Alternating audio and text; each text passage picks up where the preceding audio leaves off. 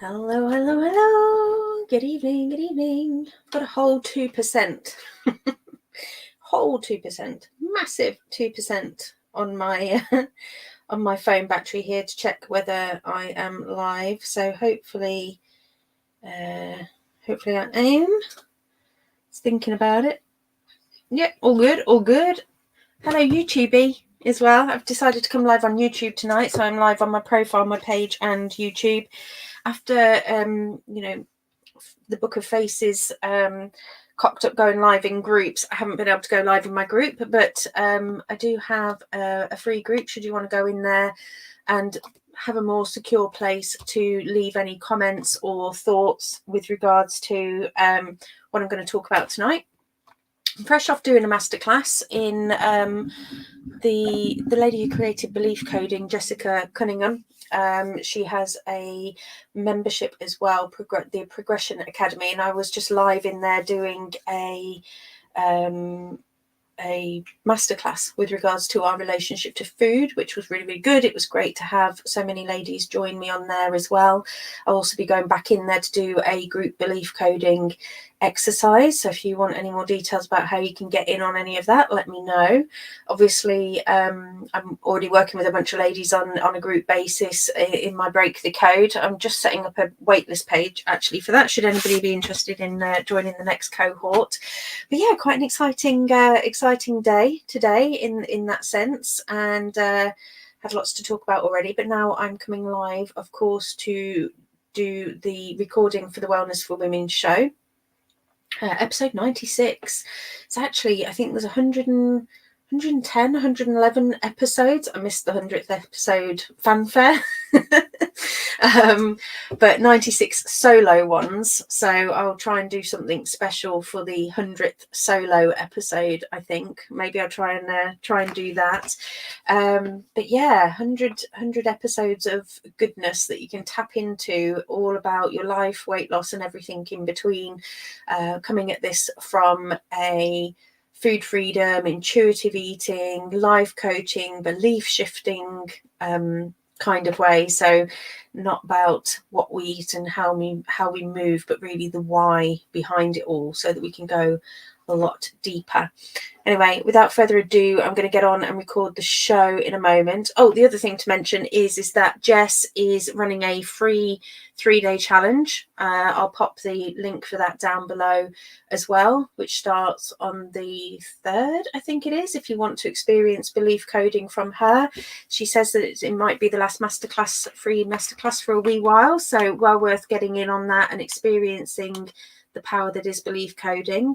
Of course, if you want to explore that more with me, you are more than welcome, but getting to hear Jess talk about it's how I ended up signing up with her ultimately. She is a lovely lady. Anyway, tonight I'm going to be talking about the hidden obstacles to your weight loss and how to overcome them. So it's all about resistance, the resistance that can come up, the things that stop us ultimately from doing what we say that we're going to do, even when we know it's good for us. So something that can come up for all of us. And yeah, and obviously, if you want to know more about me, you can check out, there's going to be links somewhere, check out some links. But I'm just here to record the show, basically. Anyway, I'm going to get on with it. So let me get that up in order. Let me know, of course, if you are watching live or if you're watching on replay. That's always really, really helpful, just to get an idea as to when, where, and how you're watching it. Of course, let me know. Say hello in the chat. So when I'm recording the show, I don't do any chat. But if you do have any questions, I will circle back round and answer them. If you haven't heard from me within 48 hours, I haven't seen it. So give me a nudge. Okay, right, let's get on with the show. So, hello, and welcome to episode number 96 of the Wellness for Women show. And today I want to talk to you about the potential hidden obstacles to your weight loss that you might not have even known are happening. So if you want to get all sciencey, it's called psychological resistance. And you might be wondering, what exactly does that mean? You got all sciencey on me, Faye. Well, we're about to uncover how certain beliefs could be creating resistance, holding you back from achieving your goals. So what is resistance? So resistance is the internal forces within you that are opposing whatever change it is that you're trying to make. In this case, obviously on the show, we're here predominantly talking about weight loss and changing our relationship with food, but they come up in everything that we are trying to do. It's ultimately the voice in our head that says it's too hard, or I can't do this, or, well, slow down, Nelly, things are getting a little bit hairy. It's all a bit scary and hairy in here. It's natural to feel this resistance when you're embarking on a new path, especially one as significant as transforming your health and well-being, but it can also come up at any time, any place, anywhere. And the question is, are you recognizing it? Are you aware of it? And are you stepping into action? And if not, then don't be surprised at why you keep finding yourself in a pickle with your plan, with overeating, generally not showing up in the way that you want to. It is critical to tackle it and tackle it well, else it will keep coming back. So consider resistance to be like a persistent weed in your garden. You can take off the top and you can't see it for a while, but it will ultimately grow back if you don't tackle the root. Whereas if you tackle the root, you get rid of the weed for good and it won't come back. And that's ultimately what we can do with belief coding. We can go in and tackle the root of the problem, the belief that's causing you to sabotage, the belief that's stopping you from building the habits that you want to, from gathering the momentum. We can tackle it too in the membership. So if you want to shift your beliefs, you need to you need to gather awareness. You need to then gather that awareness, take action and step into it fully and with full ownership and accountability. So let's have a look. How is resistance showing up for you right now? Let's have a look into that. So one of the most significant areas of resistance that can hinder your weight loss and well-being journey is safety. So at first glance, that might seem counterintuitive. How can it be unsafe to do something that you know is good for you, perhaps? Well, when you dig deeper, you tend to uncover just how deeply ingrained our need for safety is and how it can create powerful resistance to whatever change it is that you're trying to make. Because you have to remember, our brain just has the one job, remember, keep us safe, keep us in the status quo. It's why weight loss and working on our well-being can ultimately feel hard. It's why we can feel like we have conflicting priorities. Just think about it for a moment. You've likely been following the same eating habits for years. These habits, even if they are unhealthy, quote unquote, or not serving you, they're familiar, they're predictable. And the thought of changing them can induce uncertainty, which to your subconscious brain is going to feel unsafe. Not in the there's a murderer chasing us kind of unsafe type of way, but in the your brain doesn't like it safe type of way. And this fear of the unknown can be a significant barrier, as our brains are wired to prefer that familiar hell over the uncertain heaven. So think about any comfort eating you do. Maybe you find work stressful and head for snacks. The routine provides emotional comfort and that sense of safety, and changing that routine could feel like you've lost your safety net, making it hard to embrace the new and healthier habits that you're trying to form. Maybe you want to start a new fitness program.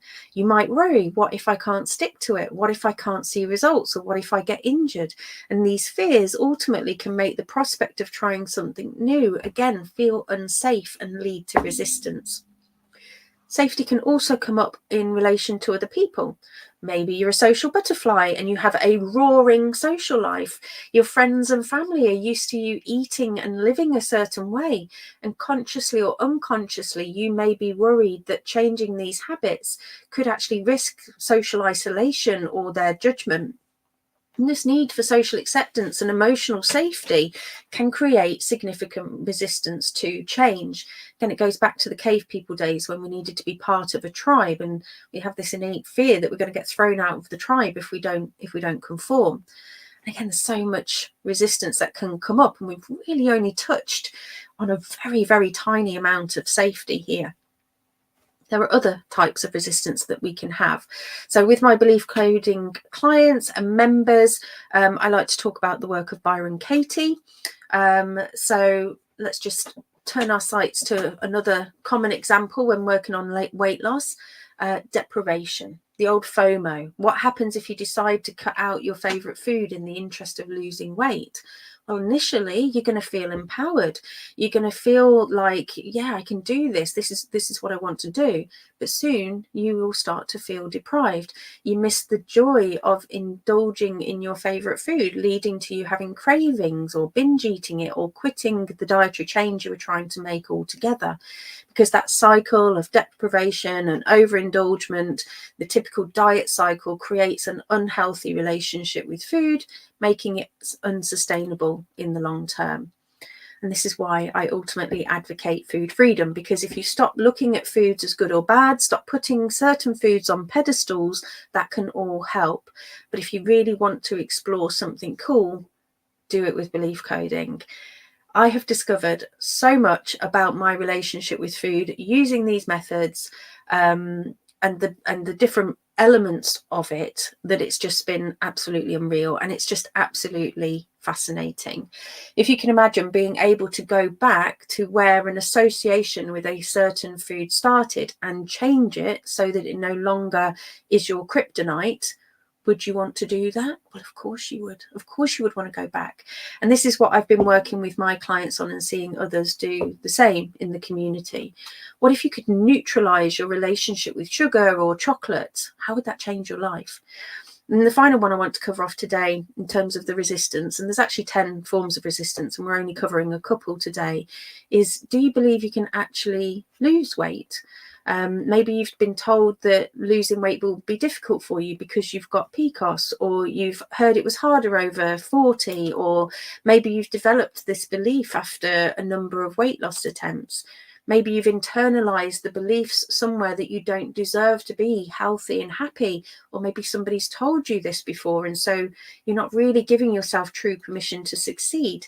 And if any of those are present, you're unlikely to then be taking the necessary steps towards your goal, because why bother? I don't deserve it. I'm not giving myself that permission. And these beliefs are ultimately what are creating your current reality. They're the guiding lights for your thoughts, your feelings, your actions, and then ultimately your results. They are creating resistance, and that needs to go, and it needs to go fast. So I want to take, or encourage you to take a moment to just reflect on your beliefs in light of what I've said today. Where do you feel stuck despite your best efforts? What beliefs and old stories are you carrying around that are holding you back from achieving your goals? And remember that weed in the garden? You've got to get right in there, dig deep, and yank it all out so that it can't come back. So what do you do next? So if you want to work on this, reach out to me, inquire about belief coding. I offer it one-to-one, and I've also got group programs. Come join the membership. Let go of points, let go of calories, let go of fads in favor of changing your relationship with food at the root. You have the power to overcome these obstacles. You have the power to achieve your goals. It all starts with addressing your beliefs and all the things that are holding you back. And of course, be sure to hit subscribe wherever you're catching this, whether you're catching me live on Facebook, live on YouTube, you're watching the recording of the YouTube, or you are listening to the podcast. And if you're a member, of course, already, don't forget to grab your complimentary resource for this week. That is just a little flyover. It's honestly the tip of the absolute iceberg with regards to our beliefs, our resistance around beliefs. It was a short and sweet one today. And so if you've got any questions, wherever you are catching this, do let me know. But until next week, I'm going to say bye for now. Okay, that was the end of the recording. It was a short and sweet one this week. I just wanted to touch it, throw it out there. If you are catching this live or on replay, let me know what that sparks for you. What comes up? Do you know where your resistance points are? Answer the questions that I asked in there, which was, go back and find them in my notes. Where do you feel stuck despite your best efforts? And what beliefs or old stories are you carrying around that are holding you back from achieving your goals? I'd love to know. And if you feel shy, like I say, join the free Wellness for Women group. Answer in there under the post that I put in there. Feeling really, really shy, you are more than welcome to reach out to me in Messenger as well. But other than that, I can't see any questions. So I will genuinely love you and leave you for this week with that recording. I'll be back next week. I think next week I'm talking about setting loving boundaries is the plan. Although I'm looking to set up some guests soon as well. So yeah, I'm going to go enjoy the rest of your evening, folks. Bye.